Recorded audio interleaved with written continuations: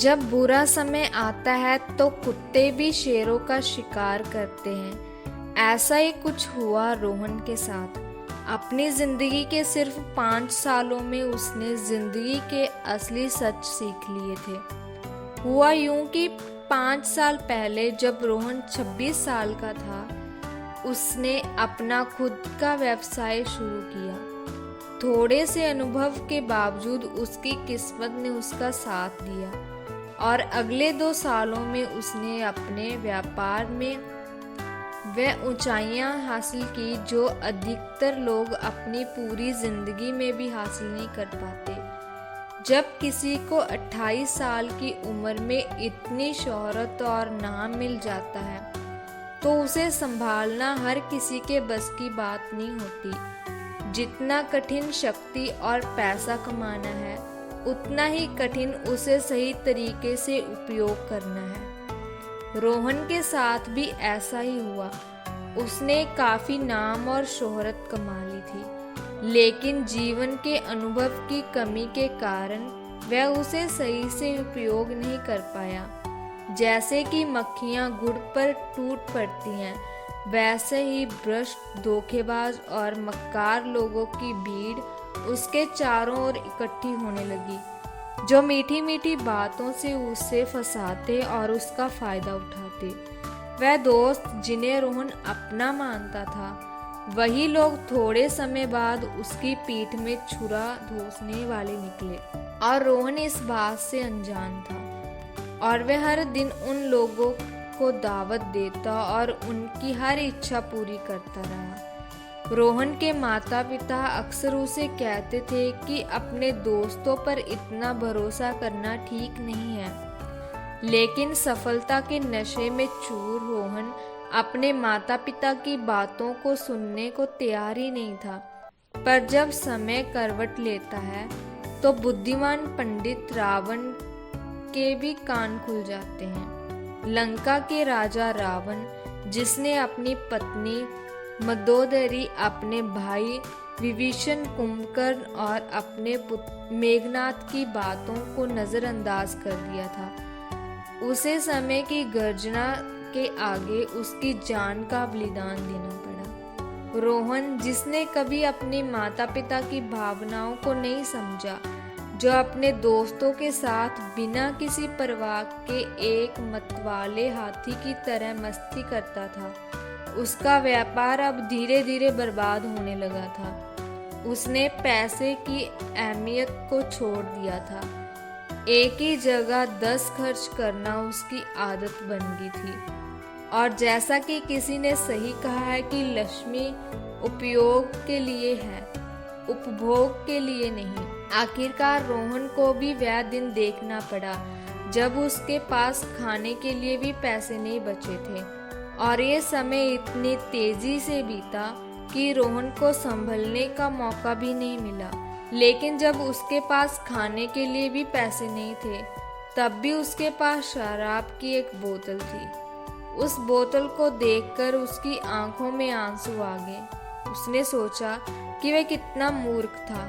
वह दोस्त जिन्हें वह हमेशा दावत देता था, जिनके साथ हमेशा शराब पीता था, उनमें से कोई आज भी उसके साथ नहीं था कि उसे खाना खिला सके। रोहन ने अपना फोन उठाया और एक एक करके उन दोस्तों को फोन करना शुरू किया। पहले दोस्त को, जिसे वह अपना सबसे करीबी मानता था, जिसने उसकी हर इच्छा पूरी की थी। काफी देर तक फोन बजने के बाद उसने आखिरकार फोन उठाया तो रोहन ने अपनी तकलीफें बयान करना शुरू किया। लेकिन रोहन का दोस्त फोन काटकर कह गया कि वह किसी और के साथ व्यस्त है और बाद में बात करेगा। रोहन इंतजार करता रहा, पर उसका सबसे भरोसेमंद दोस्त भी उसका फोन ही उठा रहा था। उस वक्त रोहन को बहुत बुरा लगा। उसने सोचा कि ये वही लोग थे जो हमेशा तुम्हारी तारीफ करते थे, तुम्हारे काम का सही मूल्यांकन करने वाला। इनमें से कोई नहीं था। इसी वजह से तुम अपने कर्तव्यों से भटक गए, जिसका परिणाम अब भुगत रहे हो। तीसरी गलती ये थी कि तुम्हें अपने माता पिता की चेतावनी को नज़रअंदाज कर दिया। समझो कि अगर तुम्हारे पास 30 साल का अनुभव है तो उनके पास 60 से 70 साल का अनुभव है। उन्होंने शायद जीवन में तुमसे ज़्यादा गलतियाँ की होंगी, इसलिए उन्होंने तुमसे ज़्यादा सीखा है। वे चाहते हैं कि तुम वो गलतियाँ ना करो जो उन्होंने की या जो समाज में देखी। अगर तुम्हें उनकी बातों को सुना होता और उन पर विचार किया होता तो आज तुम्हें ये दिन देखने को न मिलता। उनकी बात ना मानो, लेकिन उनकी बातों पर विचार जरूर करो, फिर जो उचित लगे वही करो। तुम्हारी जिंदगी की यही 3 सबसे बड़ी गलतियां थी, और जब तुम्हारा व्यापार ध्वस्त हुआ तो लोगों ने तुम्हारा मजाक उड़ाया, ताने मारे, तुम्हें मूर्ख कहा और तुमने उनकी बातों को दिल से लगाया, और इस तरह तुम्हारा आत्मविश्वास भी गिरता गया। हमेशा याद रखो कि समाज हमेशा उभरते व्यक्ति को गिराने की कोशिश करेगा, क्योंकि वह कभी भी नहीं चाहेगा कि उनमें से कोई व्यक्ति उनसे ऊपर उठे।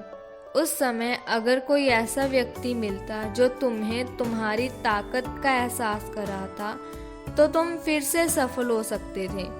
याद रखो कि जैसे फूल बिना कांटों को नहीं खिलते, वैसे ही जिंदगी बिना गलतियों के नहीं संवरती।